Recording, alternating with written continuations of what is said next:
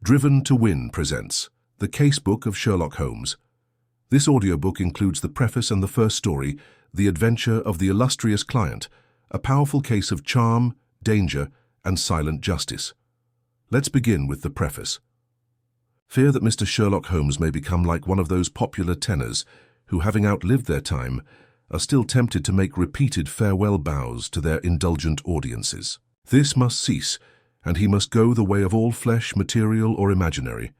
One likes to think that there is some fantastic limbo for the children of imagination, some strange, impossible place where the bow of Fielding may still make love to, the bells of Richardson where Scott's heroes still may strut, Dickens's delightful cockneys still raise a laugh, and Thackeray's worldlings continue to carry on their reprehensible careers. Perhaps in some humble corner of such a Valhalla, Sherlock and his Watson may for a time find a place, while some more astute sleuth with some even less astute comrade may fill the stage which they have vacated. His career has been a long one, though it is possible to exaggerate it. Decrepit gentlemen who approach me and declare that his adventures formed the reading of their boyhood do not meet the response from me which they seem to expect. One is not anxious to have one's personal dates handled so unkindly.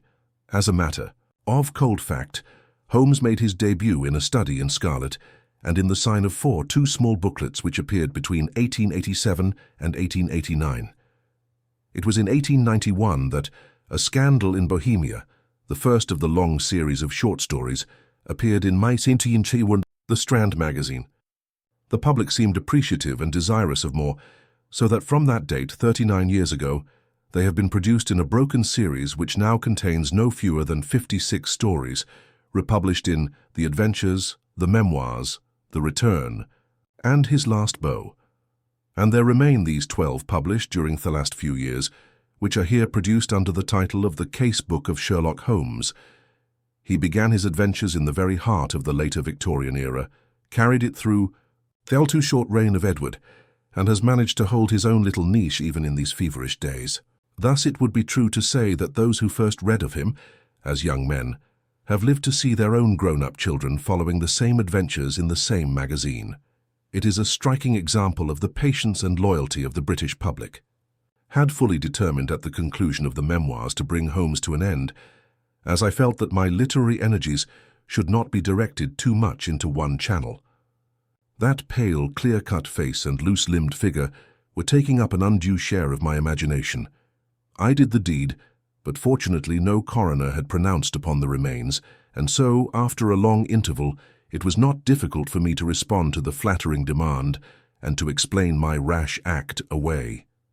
I have never regretted it, for I have not in actual practice found that these lighter sketches have prevented me from exploring and finding my limitations in such varied branches of literature as history, poetry, historical novels, psychic research, and the drama. Had Holmes never existed, I could not have done more, though he may perhaps have stood a little in the way of the recognition of my more serious literary work. And so, reader, farewell to Sherlock Holmes. I thank you for your past constancy, and can but hope that some return has been made in the shape of that distraction from the worries of life and stimulating change of thought, which can only be found in the fairy kingdom of romance. Arthur Conan Doyle. After the preface, let's begin with the adventure of the illustrious client. It can Holmes's comment when, for the 10th time in as many years, I asked his leave to reveal the following narrative. So it had hurt now, was Mr. Sherlock was, that at last I obtained permission to put on record what was, in some ways, the supreme moment of my friend's career. Both Holmes and I had a weakness for the Turkish bath. It was over a smoke in the pleasant lassitude of the drawing-room that I have found him less reticent and more human than anywhere else. On the upper floor of the Northumberland Avenue establishment, there is an isolated corner where two couches lie side by side, and it was in these that we lay upon September 3rd, 1902, the day when my narrative begins. I had asked him whether anything was stirring, and for answer, he'd shot his long, thin, nervous arm out of the sheets which enveloped him, and had drawn an envelope from the inside pocket of the coat which hung beside him. It may be some fussy, self-important fool. It may be a matter of life or death, said he as he handed me the note. I know no more than this message tells me. It was from the Carlton Club, and dated the evening before. This is what I read. Sir James Damery presents his compliments to Mr. Sherlock Holmes and will call upon him at 4:30 tomorrow. Sir James begs to say that the matter upon which he desires to consult Mr. Holmes is very delicate and also very important. He trusts, therefore, that Mr. Holmes will make every effort to grant this interview, and that he will confirm it over the telephone to the Carlton Club. "I need not say that I have confirmed it, Watson," said Holmes as I returned the paper. "Do you know anything of this man Damery? Only that this name is a household word in society." "Well, I can tell you a little more than that. He has rather a reputation for arranging delicate matters which are to be kept out of the papers. You may remember his negotiations with Sir George Lewis over the Hammerford will case. He is a man of the world with a natural turn for diplomacy. I'm bound, therefore, to hope that it is not a falsescent and that he has some real need for our assistance." "Ah? Well, if you will be so good, Watson, I shall be honoured. Then you have the hour, 4:30. Until then we can put the matter out of our heads. I was living in my own rooms in Queen Anne Street at the time, but I was round at Baker Street before." The time named. Sharp to the half-hour, Colonel Sir James Damery was announced. It is hardly necessary to describe him, for many will remember that large, bluff, honest personality, that broad, clean-shaven face, and above all that pleasant, mellow voice.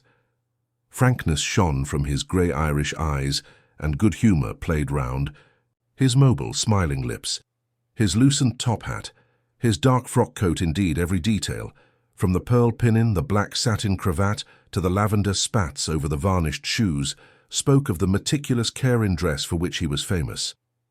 The big, masterful aristocrat dominated the little room. "Of course I was prepared to find Dr. Watson," he remarked with a courteous bow. "His collaboration may be very necessary, for we are dealing on this occasion, Mr. Holmes, with a man to whom violence is familiar, and who will literally stick at nothing. I should say that there is no more dangerous man in Europe." "I have had several opponents to whom that flattering term has been applied," said Holmes with a smile. "Don't you smoke? Then you will excuse me if I light my pipe. If your man is more dangerous than the late Professor Moriarty, or than the living Colonel Sebastian Moran, then he is indeed worth meeting. May I ask his name?" "Have you ever heard of Baron Gruner?" "You mean the Austrian murderer?" Colonel Damery threw up his kid-gloved hands with a laugh. "There is no getting past you, Mr. Holmes. Wonderful. So you have already sized him up as a murderer?" "It is my business to follow the details of continental crime. Who could possibly have read what happened at Prague and have any doubts as to Thamon's guilt? It was a purely technical legal point, and the suspicious death of a witness that saved him. I am as sure that he killed his wife when the so-called accident happened in the Splugen Passas, if I had seen him do it. I knew also that he'd come to England and had a presentiment that sooner or later he would find me some work to do. Well, what has Baron Gruner been up to? I presume it is not this old tragedy which has come up again?" "No, it is more serious than that. To revenge crime is important, but to prevent it is more so. It is a terrible thing, Mr. Holmes, to see a dreadful event, an atrocious situation, preparing itself before your eyes, to clearly understand whither it will lead and yet to be utterly unable to avert it. Can a human being be placed in a more trying position? Perhaps not. Then you will sympathize with the client in whose interests I am acting. I did not understand that you were merely an intermediary. Who is the principal?" "Mr. Holmes, I must beg you not to press that question. It is important that I should be able to assure him that his honoured name has been in no way dragged into the matter. His motives are to the last degree honourable and chivalrous, but he prefers to remain unknown. I need not say that your fees will be assured, and that you will be given a perfectly free hand. Surely the actual name of your client is immaterial." "I am sorry," said Holmes. "I am accustomed to have mystery at one end of my cases, but to have it at both ends is too confusing. I fear, Sir James, that I must decline to act." Our visitor was greatly disturbed. His large, sensitive face was darkened with emotion and disappointment. "You hardly realize the effect of your own action. Mr. Holmes," said he, "you place me in a most serious dilemma, for I am perfectly certain that you would be proud to take over the case if I could give you the facts, and yet a promise forbids me from revealing them all. May I at least lay all that I can before you? By All means so long as it is understood that I commit myself to nothing. That is understood. In the first place, you have no doubt heard of General de Merville? De Merville of Khyber fame? Yes, I have heard of him. He has a daughter, Violet de Merville, young, rich, beautiful, accomplished, a wonder woman in every way. It is this daughter, this lovely, innocent girl, whom we are endeavoring to save from the clutches of a fiend. Baron Gruner has some hold over her, then? The strongest of all holds where a woman is concerned, the hold of love. The fellow is, as you may have heard, extraordinarily handsome, with a most fascinating manner, a gentle voice, and that air of romance and mystery, which means so much to a woman. He is said to have the whole sex at his mercy, and to have made ample use of the fact. But how came such a man to meet a lady of the standing of Miss Violet de Merville? It was on a Mediterranean yachting voyage. The company, though select, paid their own passages. No doubt the promoters hardly realized the Baron's true character until it was too late. The villain attached himself to the lady, and with such effect that he has completely and absolutely won her heart. To say that she loves him hardly expresses it. She dotes upon him. She is obsessed by him. Outside of him there is nothing on earth. She will not hear one word against him.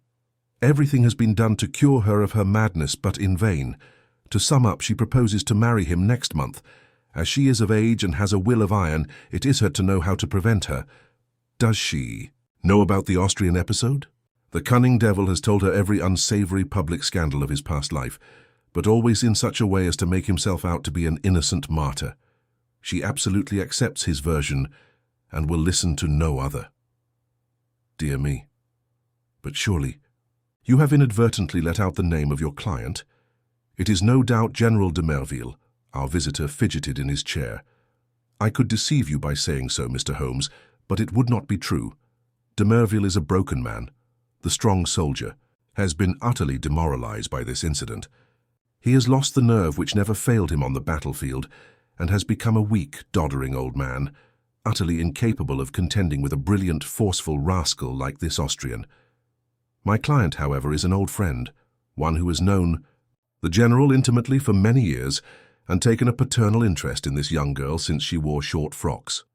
He cannot see this tragedy consummated without some attempt to stop it. There is nothing in which Scotland Yard can act. It was his own suggestion that you should be called in, but it was, as I have said, on the express stipulation that he should not be personally involved in the matter. I have no doubt, Mr. Holmes, with your great powers you could easily trace my client back through me, but I must ask you as a point of honor to refrain from doing so, and not to break in upon his incognito. Holmes gave a whimsical smile.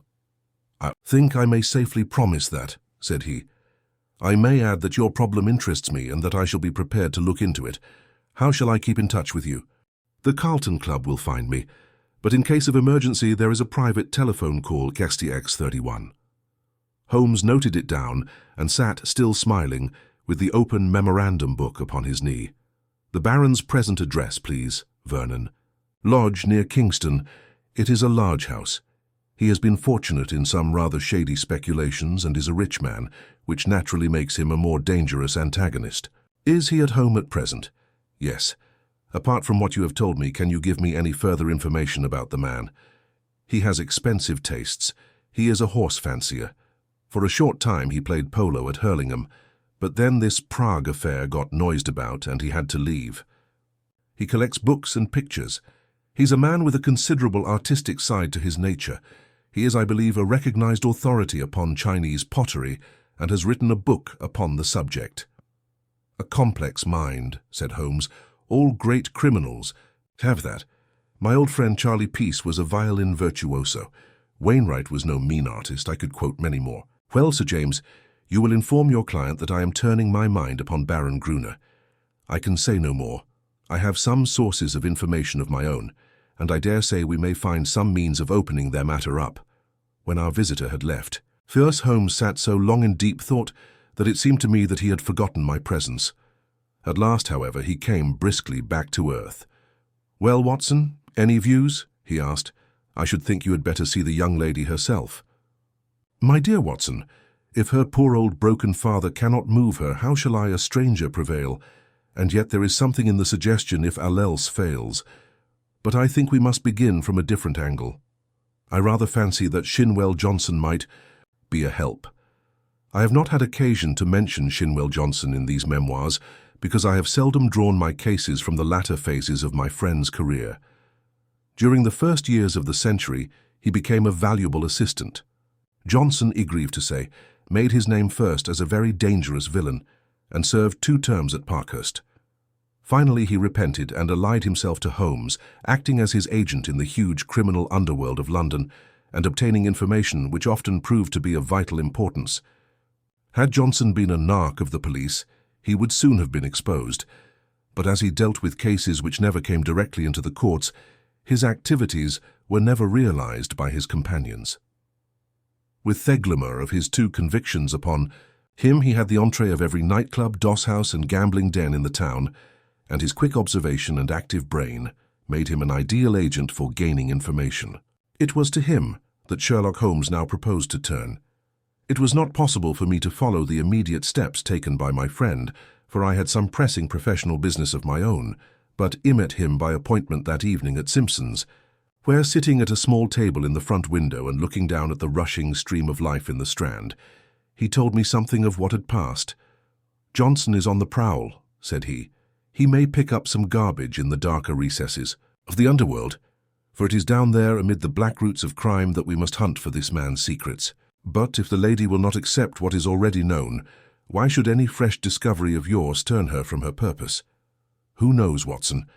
Woman's heart and mind are insoluble puzzles to the male. Murder might be condoned or explained, and yet some smaller offence might rankle. Baron Gruner remarked to me, he remarked to you, oh, to be sure, I had not told you of my plans. Well, Watson, I love to come to close grips with my man. I like to meet him eye to eye and read for myself the stuff that he is made of." When I'd given Johnson his instructions, I took a cab out to Kingston and found the Baron in a most affable mood. Did he recognize you? There was no difficulty about that, for I simply sent in my card. He is an excellent antagonist, cool, as ice, silky-voiced and soothing as one of your fashionable consultants, and poisonous as a cobra. He has breeding in him, a real aristocrat of crime, with a superficial suggestion of afternoon tea and all the cruelty of the grave behind it. Yes, I am glad to have had my attention called to Baron Adalbert Gruner. You say he was affable? A purring cat who thinks he sees prospective mice.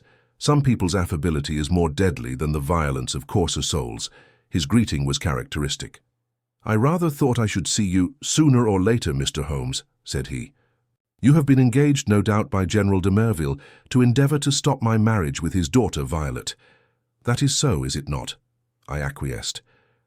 "My dear man," said he, "you will only ruin your own well-deserved reputation. It is not a case in which you can possibly succeed. You will have barren work, to say nothing of incurring some danger. Let me very strongly advise you to draw off at once." "It is curious," I answered, "but that was thievery advice which I had intended to give you. I have a respect for your brains, Baron, and the little which I have seen of your personality has not lessened it. Let me put it to you as man to man. No one wants to rake up your past and make you unduly uncomfortable. It is over, and you are now in smooth waters, but if you persist in this marriage, you will raise up a swarm of powerful enemies who will never leave you alone until they've made England too hot to hold you. Is the game worth it? Surely you would be wiser if you left the lady alone. It would not be pleasant for you if these facts of your past were brought to her notice." The Baron has little waxed tips of hair under his nose, like the short antennae of an insect. These quivered with amusement as he listened, and Heffenly broke into a gentle chuckle. "Excuse my amusement, Mr. Holmes," said he, "but it is really funny to see you trying to play a hand with no cards in it. I don't think anyone could. Do it better, but it is rather pathetic all the same. Not a colour card there, Mr. Holmes. Nothing but the smallest of the small." "So you think. So I know. Let me make the thing clear to you. For my own hand is so strong that I can afford to show it. I have been fortunate enough to win the entire affection of this lady. This was given to me in spite of the fact that I told her very clearly of all the unhappy incidents in my past life. I also told her that certain wicked and designing persons, I hope you recognize yourself, would come to her and tell her these things, and I warned her how to treat them. You have heard of post-hypnotic suggestion, Mr. Holmes? Well, you will see how it works, for a man of personality can use hypnotism without any vulgar passes or tomfoolery. So she is ready for you, and I have no doubt would give you an appointment, for she is quite amenable to her father's will, save only in the one little matter. Well, Watson, there seemed to be no more to say, so I took my leave with as much cold dignity as I could summon, but as I had my hand on the door handle, he stopped me. "By the way, Mr. Holmes," said he, "did you know Lebrun, the French agent?" "Yes," said I. "Do you know what befell him?" "I heard that he was beaten by some Apaches in the Montmartre district and crippled for life." "Quite true, Mr. Holmes. By a curious coincidence, he had been inquiring into my affairs only a week before.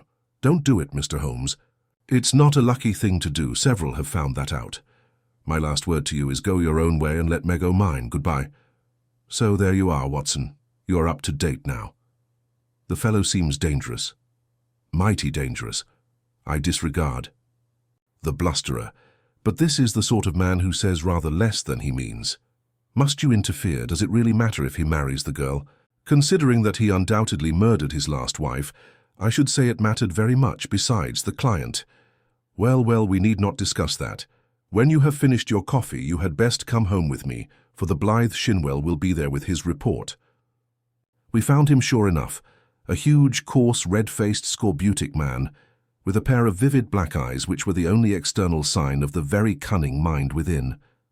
It seems that he had dived down into what was peculiarly his kingdom, and beside him on the settee was a brand which he had brought up in the shape of a slim, flame-like young woman, with a pale, intense face, youthful, and yet so worn with sin and sorrow that one read the terrible years which had left their leprous mark upon her.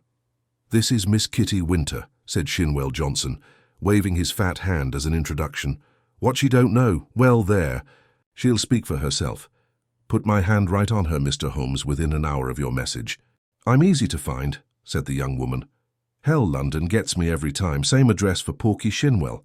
We're old mates, Porky, you and I. But by cripes, there is another who ought to be down in a lower hell than we, if there was. Anti-justice in the world. That is the man you are after, Mr. Holmes." Holmes smiled. "I gather we have your good wishes, Miss Winter. If I can help to put him where he belongs, I'm yours to the rattle," said our visitor with fierce energy. There was an intensity of hatred in her white, set face and her blazing eyes such as woman seldom and man never can attain. "You needn't go into my past, Mr. Holmes. That's neither here nor there. But what I am, Adelbert Gruner made me. If I could pull him down." She clutched frantically with her hands into the air. "Oh, if I could only pull him into the pit where he has pushed so many. You know how the matter stands? Porky Shinwell has been telling me. He's after some other poor fool and wants to marry her this time. You want to stop it. Well, you surely know enough about this devil to prevent any decent girl in her senses wanting to be in the same parish with him. She is not in her senses. She is madly in love. She has been told all about him. She cares nothing. Told about the murder. Yes, my lord, she must have a nerve. She puts them all down as slanders. Couldn't you lay proofs before her silly eyes? Well, can you help us do so? Ain't I a proof? Myself. If I stood before her and told her how he used me, would you do this? Would I? Would I not? Well, it might be worth trying, but he has told her most of his sins and had pardon from her, and I understand she will not reopen the question. "I'll lay he didn't tell her all," said Miss Winter. "I caught a glimpse of one or two murders besides the one that made such a fuss. He would speak of someone in his velvet way, and then look at me with a steady eye and say, 'He died within a month.' It wasn't hot air either. But I took little notice. You see, I loved him myself at that time. Whatever he did went with me, same as with this poor fool. There was just one thing that shook me, yes, by cripes. If it had not been for his poisonous, lying tongue that explains and soothes, I'd have left him that very night. It's a book he has, a brown leather book with a lock and his arms in gold on the outside. I think he was a bit drunk that night, or he would not have shown it to me." "What was it then?" "I tell you, Mr. Holmes, this man collects women, and takes a pride in his collection, as some men collect moths or butterflies. He had it all in that book. Snapshot photographs, names, details, everything about them. It was a beastly book, a book no man, even if he had come from the gutter, could have put together. But it was Adalbert Gruner's book all the same. Souls. I have ruined. He could have put that on the outside if he had been so minded. However, that's neither here nor there, for the book would not serve you, and if it would, you can't get it. Where is it? How can I tell you where it is now? It's more than a year since I left him. I know where he kept it then. He's a precise, tidy cat of a man in many of his ways. So maybe it is still in the pigeonhole of the old bureau in the inner study. Do you know his house? I've been in the study, said Holmes. Have you, though? You haven't been slow. Shan't the job if you only started this morning. Maybe dear Adalbert has met his match this time. The outer study is the one with the Chinese crockery, in it big glass cupboard between the windows. Then behind his desk is the door that leads to the inner study, a small room where he keeps papers and things. Is he not afraid of burglars? Adalbert is no coward. His worst enemy couldn't say that of him. He can look after himself. There's a burglar alarm at night. Besides, what is there for a burglar, unless they got away with all this fancy? Crockery? No good, said Shinwell Johnson with the decided voice of the expert. No fence wants stuff of that sort that you can neither melt nor sell. Quite so, said Holmes. Well now, Miss Winter, if you would call here tomorrow evening at 5, I would consider, in the meanwhile, whether your suggestion of seeing this lady personally may not be arranged. I am exceedingly obliged to you for your cooperation. I need not say that my clients will consider liberally. None of that, Mr. Holmes, cried the young woman. I'm not out for money. Let me see this man in the mud and I've got all I've worked for. In the mud with my foot on his cursed face. That's my price. I'm with you tomorrow or any other day so long as you are on his track. Porky here can tell you always where to find me. I did not see Holmes again until the following evening when we dined once more at our Strand restaurant. He shrugged his shoulders when I asked him what luck he had had in his interview. Then he told the story, which I would repeat in this way. His hard, dry statement needs some little editing to soften it into the terms of real life. There was no difficulty at all about the appointment, said Holmes, for the girl glories in showing abject filial obedience in all secondary things in an attempt to atone for her flagrant breach of it in her engagement. The General phoned that all was ready, and the fiery Miss W. turned up according to schedule, so that at 5:30 a cab deposited us outside 104 Berkeley Square, where the old soldier resides, one of those awful grey London castles which would make a church seem frivolous. A footman showed us into a great yellow-curtained drawing-room, and there was the lady awaiting us, demure, pale, self-contained, as inflexible and remote as a snow image on a mountain. I don't quite know how to make her clear to you, Watson. Perhaps you may meet her before we are through, and you can use your own gift of words. She is beautiful, but with the ethereal otherworld beauty of some fanatic whose thoughts are set on high. I have seen such faces in the pictures of the old masters of the Middle Ages. How a beastman could have laid his vile paws upon such a being of the beyond I cannot imagine. You may have noticed how extremes call to each other, the spiritual to the animal, the caveman to the angel. You never saw a worse case than this. She knew what we had come for, of course. That villain had lost no time in poisoning her mind against us. Miss Winter's advent rather amazed her, I think, but she waved us into our respective chairs like a reverend abbess receiving two rather leprous mendicants. If your head is inclined to swell, my dear Watson, take a course of Miss Violet de Merville. Well, sir, said she in a voice like the wind from an iceberg, your name is familiar to me. You have called, as I understand, to malign my fiancé, Baron Gruner. It is only by my father's request that I see you at all, and I warn you in advance that anything you can say could not possibly have the slightest effect upon my mind. I was sorry for her, Watson. I thought of her for the moment as I would have thought of a daughter of my own. I am not often eloquent. I use my head, not my heart.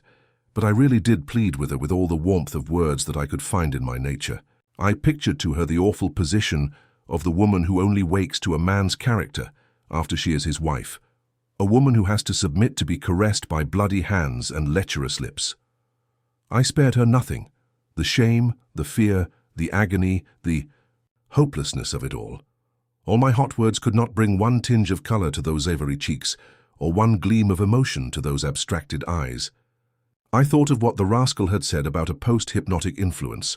One could really believe that she was living above the earth in some ecstatic dream, yet there was nothing indefinite in her replies. "I have listened to you with patience." "Mr. Holmes," said she, "the effect upon my mind is exactly as predicted. I am aware that Adalbert, that my fiancé, has had a stormy life in which he has incurred bitter hatreds and most unjust aspersions. You are only the last of a series who have brought their slanders before me. Possibly you mean well, though I learn that you are a paid agent who would have been equally willing to act for the Baron as against him. But in any case, I wish you to understand once for all that I love him, and that he loves me, and that the opinion of all the world's no more to me than the twitter of those birds outside the window. If his noble nature has ever for an instant fallen, it may be that I have been specially sent to raise it to its true and lofty level. I am not clear." Here she turned eyes upon my companion. "Who this young lady may be," I was about to answer when the girl broke in like a whirlwind. "If ever you saw flame and ice face to face, it was those two women." "I'll tell you who I am," she cried, springing out of her chair, her mouth all twisted with passion. "I am his last mistress. I am one of 100 that he has tempted, and used and ruined and thrown into the refuse heap, as he will you also. Your refuse heap is more likely to be a grave, and maybe that's the best. I tell you, you foolish woman, if you marry this man, he'll be the death of you. It may be a broken heart or it may be a broken neck, but he'll have you one way or the other. It's not out of love for you I'm speaking. I don't care a tinker's curse whether you live or die. It's out of hate for him, and to spite him, and to get back on him for what he did to me. But it's all the same, and you needn't look at me like that, my fine lady, for you may be lower than I am before you are through with it." "I should prefer not to discuss such matters," said Mr. Merville coldly. "Let me say once, for all that I am aware of 3 passages in my fiancé's life in which he became entangled with designing women, and that I am assured of his hearty repentance for any evil that he may have done." "3 passages!" screamed my companion. "You, fool, you unutterable fool." "Mr. Holmes, I beg that you will bring this interview to an end," said the icy voice. "I have obeyed my father's wish in seeing you, but I'm not compelled to listen to the ravings of this person." With an oath, Miss Winter darted forward, and if I had not caught her wrist, she would have clutched this maddening woman by the hair. I dragged her towards the door and was lucky to get her back into the cab without a public scene, for she was beside herself with rage. In a cold way, I felt pretty furious myself, Watson, for there was something indescribably annoying in the calm aloofness and supreme self-complacence of the woman whom we were trying to save. So now once again you know exactly how we stand, and it is clear that I must plan some fresh opening move, for this gambit won't work. I'll keep in touch with you, Watson, for it is more than likely that you will have your part to play, though. It is just possible that the next move may lie with them rather than with us. And it did. Their blow fell, or his blow rather, for never could I believe that the lady was privy to it. I think I could show you the very paving stone upon which I stood when my eyes fell upon the placard, and a pang of horror passed through my very soul. It was between the Grand Hotel and Charing Cross Station, where a one-legged news vendor displayed his evening papers. The date was just 2 days after the last conversation. There, black upon yellow, was the terrible news sheet, "Murderous Attack." Upon Sherlock Holmes I think I stood stunned for some moments. Then I've a confused recollection of snatching at a paper, of the remonstrance of the man whom I had not paid, and finally, of standing in the doorway of a chemist's shop while I turned up the fateful paragraph. This was how it ran.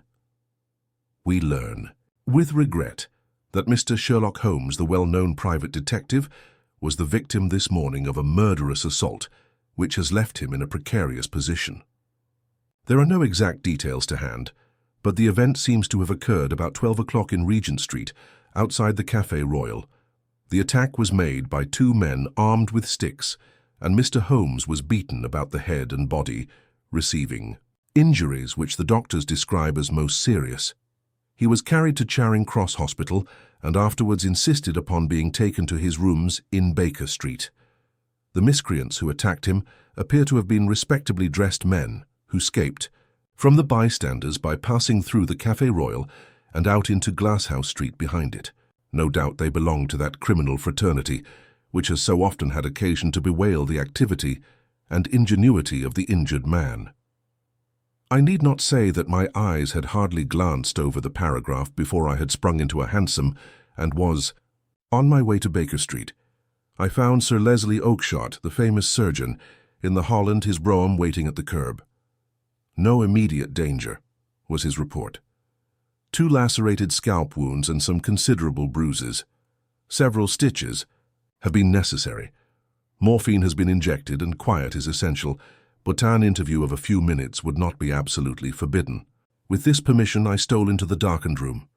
The sufferer was wide awake, and I heard my name in a hoarse whisper. The blind was 3/4 down, but one ray of sunlight slanted through and struck the bandaged head of the injured man. A crimson patch had soaked through the white linen compress. I sat beside him and bent my head. "All right, Watson, don't look so scared," he muttered in a very weak voice. "It's not as bad as it seems. Thank God for that. I'm a bit of a single-stick expert, as you know. I took most of them on my guard. It was the second man that was too much for me. What can I do, Holmes? Of course it was that damned fella who set them on. I'll go and thrash the hide off him if you give the word. Good old Watson. No, we can do nothing there unless the police lay their hands on the men, but their getaway had been well prepared. We may be sure of that. Wait a little. I have my plans. The first thing is to exaggerate my injuries. They'll come to you for news. Put it on thick, Watson. Lucky if I live the week out, concussion, delirium, what you like. You can't overdo it. But Sir Leslie Oakshott, oh, he's all right. He shall see the worst side of me. I'll look after that.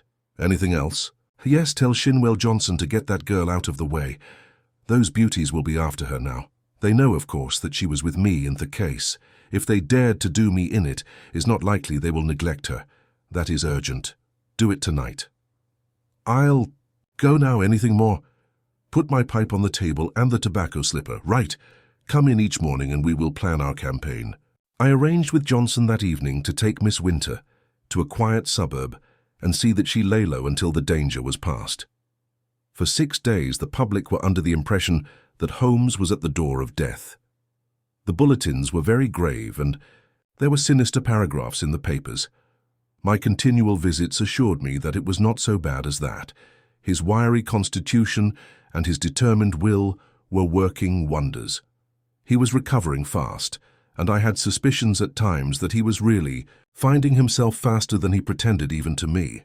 There was a curious secretive streak in the man which led to many dramatic effects, but left even his closest friend guessing as to what his exact plans might be. He pushed to an extreme the axiom that the only safe plotter was he who plotted alone. I was nearer him than anyone else, and yet I was always conscious of the gap between. On the 7th day the stitches were taken out, in spite of which there was a report of erysipelas in the evening papers.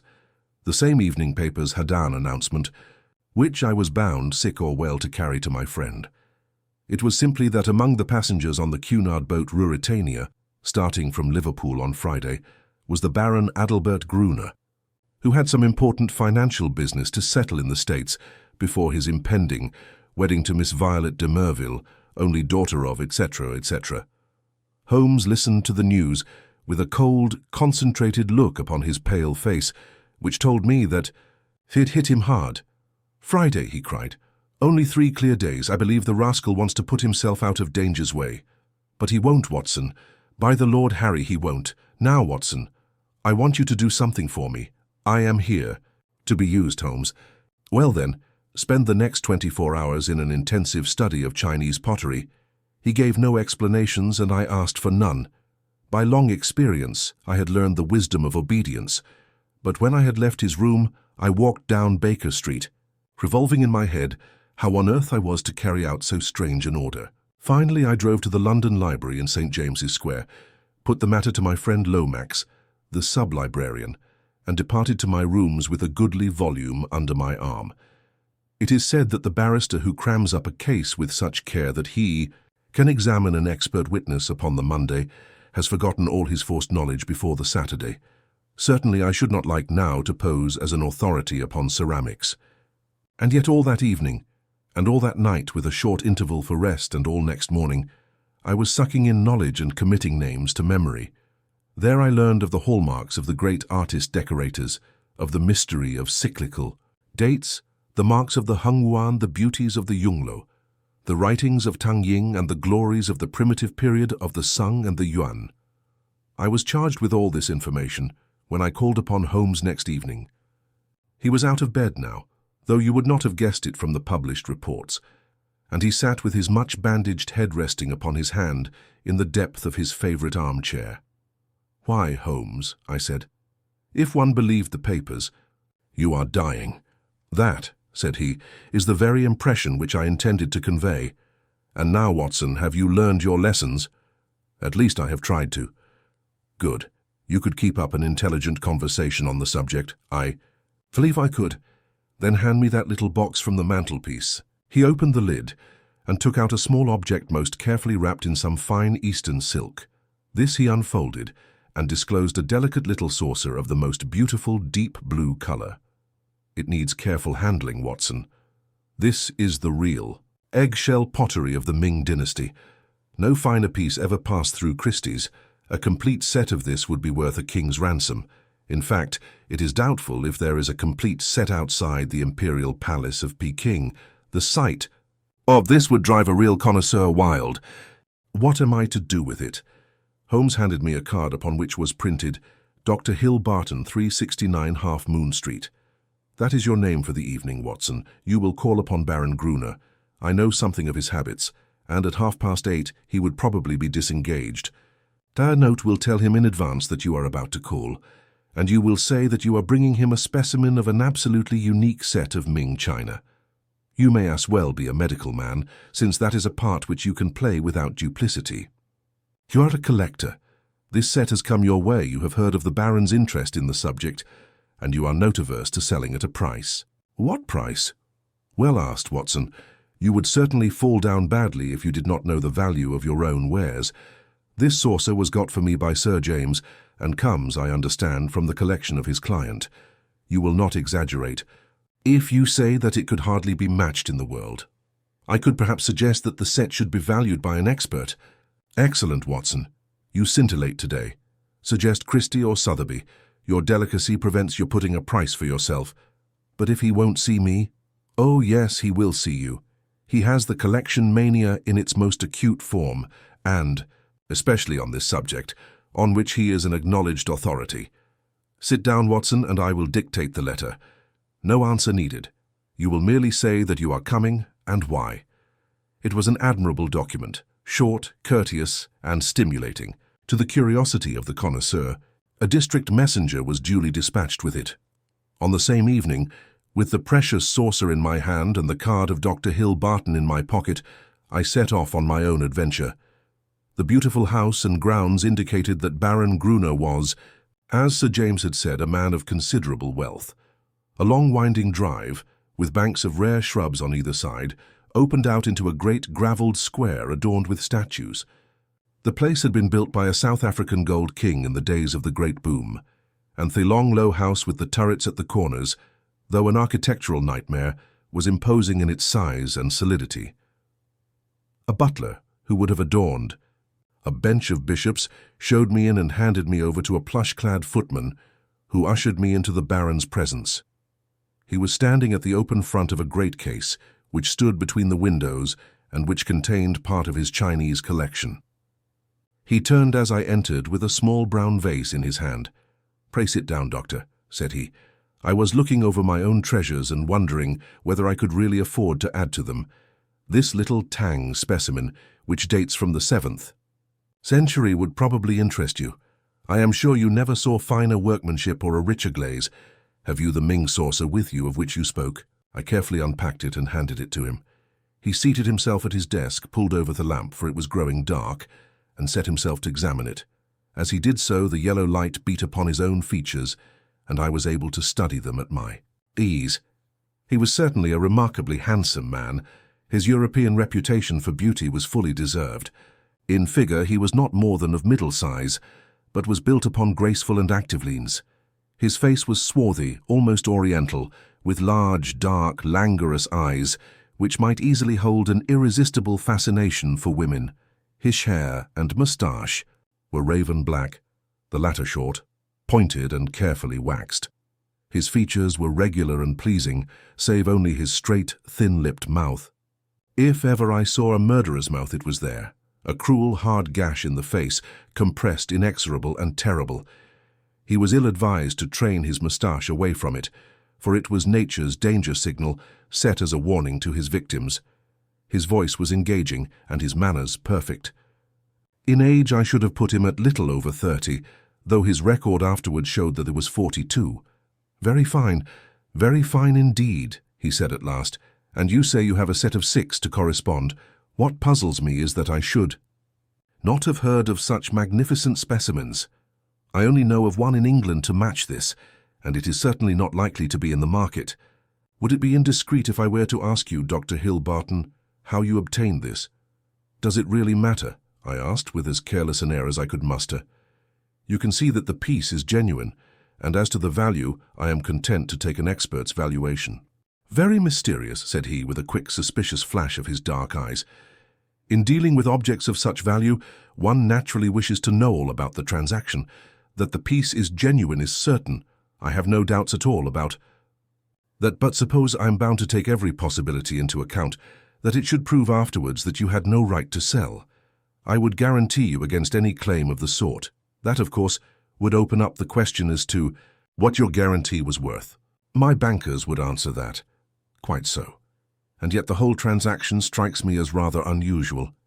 "You can do business or not," said I with indifference. "I have given you the first offer, as I understood that you were a connoisseur, but I shall have no difficulty in other quarters." "Who told you I was a connoisseur?" "I was aware that you had written a book upon the subject." "Have you read the book?" "No. Dear me, this becomes more and more difficult for me to understand. You are a connoisseur and collector, with a very valuable piece in your collection, and yet you have never troubled to consult the one book which would have told you of the real meaning and value of what you held. How do you explain that?" "I am a very busy man. I am a doctor in practice. That is no answer. If a man has a hobby, he follows it up, whatever his other pursuits may be. You said in your note that you were a connoisseur. So I am." "Might I ask you a few questions to test you?" "I'm obliged to tell you, doctor, if you are indeed a doctor, that the incident becomes more and more suspicious. I would ask you, what do you know of the Emperor Shomu, and how do you associate him with the Shoso Inn near Nara? Dear me, does that puzzle you? Tell me a little about the Northern Wei dynasty and its place in the history of ceramics." I sprang from my chair in simulated anger. "This is intolerable, sir," said I. "I came here to do you a favor and not to be examined as if I were a schoolboy. My knowledge on these subjects may be second only to your own, but I certainly shall not answer questions which have been put in so offensive a way." He looked at me steadily. The languor had gone from his eyes. They suddenly glared. There was a gleam of teeth from between those cruel lips. "What is the game? You are here as a spy. You are an emissary of Holmes. This is a trick that you are playing upon me. The fellow is dying, I hear, so he sends his tools to keep watch upon me. You've made your way in here without leave, and by God, you may find it harder to get out than to get in." He had sprung to his feet, and I stepped back, bracing myself for an attack, for the man was beside himself with rage. He may have suspected me from the first. Certainly this cross-examination had shown him the truth, but it was clear that I could not hope to deceive him. He dived his hand into a side drawer and rummaged furiously. Then something struck upon his ear, for he stood listening intently. "Ah!" he cried. "Ah!" and dashed into the room behind him. 2 steps took me to the open door, and my mind will ever carry a clear picture of the scene within. The window leading out to the garden was wide open. Beside it, looking like some terrible ghost, his head girt, with bloody bandages, his face drawn and white, stood Sherlock Holmes. The next instant he was through the gap, and I heard the crash of his body among the laurel bushes outside. With a howl of rage, the master of the house rushed after him to the open window. And then, it was done in an instant, and yet I clearly saw it. An arm, a woman's arm, shot out from among the leaves. At the same instant, the Baron uttered a horrible cry, a yell which will always ring in my memory. He clapped his 2 hands to his face and rushed round the room, beating his head horribly against the walls. Then he fell upon the carpet, rolling, hand writhing, while scream after scream resounded through the house. "Water! For God's sake, water!" was his cry. I seized a carafe from a side table and rushed to his aid. At the same moment, the butler and several footmen ran in from the hall. I remember that one of them fainted as I knelt by the injured man and turned that awful face to the light of the lamp. The vitriol was eating into it everywhere and dripping from the ears and the chin. One eye was already white and glazed. The other was red and inflamed. The features which I had admired a few minutes before were now like some beautiful painting over which the artist has passed a wet and foul sponge. They were blurred, discolored, inhuman, terrible. In a few words, I explained exactly what had occurred so far as the vitriol attack was concerned. Some had climbed through the window and others had rushed out onto the lawn, but it was dark and it had begun to rain. Between his screams, the victim raged and raved against the avenger. "It was that hellcat Kitty Winter," he cried. "Oh, there she devil! She shall pay for it! She shall pay! Oh, God in heaven, this pain is more than I can bear!" I bathed his face in oil, put cotton wadding on the raw surfaces, and administered a hypodermic of morphia. All suspicion of me had passed from his mind in the presence of this shock, and had clung to my hands, as if I might have the power even yet to clear those dead fish eyes which gazed up at me. I could have wept over the ruin had I not remembered very clearly the vile life which had led up to so hideous a change. It was loathsome to feel the pawing of his burning hands, and I was relieved when his family surgeon, closely followed by a specialist, came to relieve me of my charge. An inspector of police had also arrived, and to him I handed my real card. It would have been useless as well as foolish to do otherwise, for I was nearly as well known by sight at the Yard as Holmes himself. Then I left that house of gloom and terror. Within an hour I was at Baker Street. Holmes was seated in his familiar chair, looking very pale and exhausted. Apart from his injuries, even his iron nerves had been shocked by the events of the evening, and he listened with horror to my account of the Baron's transformation. "The wages of sin, Watson. The wages of sin," said he. "Sooner or later, it will always come. God knows there was sin enough," he added, taking up a brown volume from the table. "Here is the book the woman talked of. If this will not break off the marriage, nothing ever could. But it will, Watson. It must. No self-respecting woman could stand it. It is his love diary, or his lust diary, call it what you will. The moment the woman told us of it, I realized what a tremendous weapon was there if we could but lay our hands on it. I said nothing at the time to indicate my thoughts, for this woman might have given it away. But I brooded over it. Then this assault upon me gave me the chance of letting the Baron think that no precautions need be taken against me. That was all to the good. I would have waited a little longer, but his visit to America forced my hand. He would never have left so compromising a document behind him. Therefore we had to act at once. Burglary at night is impossible. He takes precautions. But there was a chance in the evening if I could only be sure that his attention was engaged. That was where you and your blue saucer came in. But I had to be sure of the position of the book, and I knew I had only a few minutes in which to act, for my time was limited by your knowledge of Chinese pottery. Therefore, I gathered the girl up at the last moment. How could I guess what the little packet was that she carried so carefully under her cloak? I thought she'd come altogether on my business, but it seems she had some of her own. He guessed I came from you. I feared he would. But you held him in play just long enough for me to get the book, though not long enough for an unobserved escape. Ah, Sir James, I am very glad you have come. Our courtly friend had appeared in answer to a previous summons. He listened with the deepest attention to Holmes's account of what had occurred. "You have done wonders, wonders," he cried, when he had heard the narrative. "But if these injuries are as terrible as Dr. Watson describes, then surely our purpose of thwarting the marriage is sufficiently gained without the use of this horrible book." Holmes shook his head. "Women of the de Merville type do not act like that. She would love him the more as a disfigured martyr. No, no, it is his moral side, not his physical, which we have to destroy. That book will bring her back to earth, and I know nothing else that could. It is in his own writing. She cannot get past it." Sir James carried away both it and the precious saucer. As I was myself overdue, I went down with him into the street. A brougham was waiting for him. He sprang in, gave a hurried order to the cockaded coachman, and drove swiftly away. He flung his overcoat half out of the window to cover the armorial. Bearings upon the panel, but I'd seen them in the glare of our fanlight nonetheless. I gasped with surprise, then I turned back and ascended the stair to Holmes's room. "I have found out who our client is," I cried, bursting with my great news. "Why, Holmes, it is a loyal friend and a chivalrous gentleman," said Holmes, holding up a restraining hand. "Let that now and forever be enough for us. I do not know how the incriminating book was used. Sir James may have managed it, or it is more probable. That so delicate a task was entrusted to the young lady's father. The effect, at any rate, was all that could be desired. 3 days later appeared a paragraph in the Morning Post to say that the marriage between Baron Adalbert Gruner and Miss Violet de Merville would not take place. The same paper had the first police court hearing of the proceedings against Miss Kitty Winter on the grave charge of vitriol throwing. Such extenuating circumstances came out in the trial that the sentence, as will be remembered, was the lowest that was possible for such an offence. Sherlock Holmes was threatened with a prosecution for burglary, but when an object is good and a client is sufficiently illustrious, even the rigid British law becomes human and elastic. My friend has not yet stood in the dock. And that was the B. Adventure of the Illustrious Client.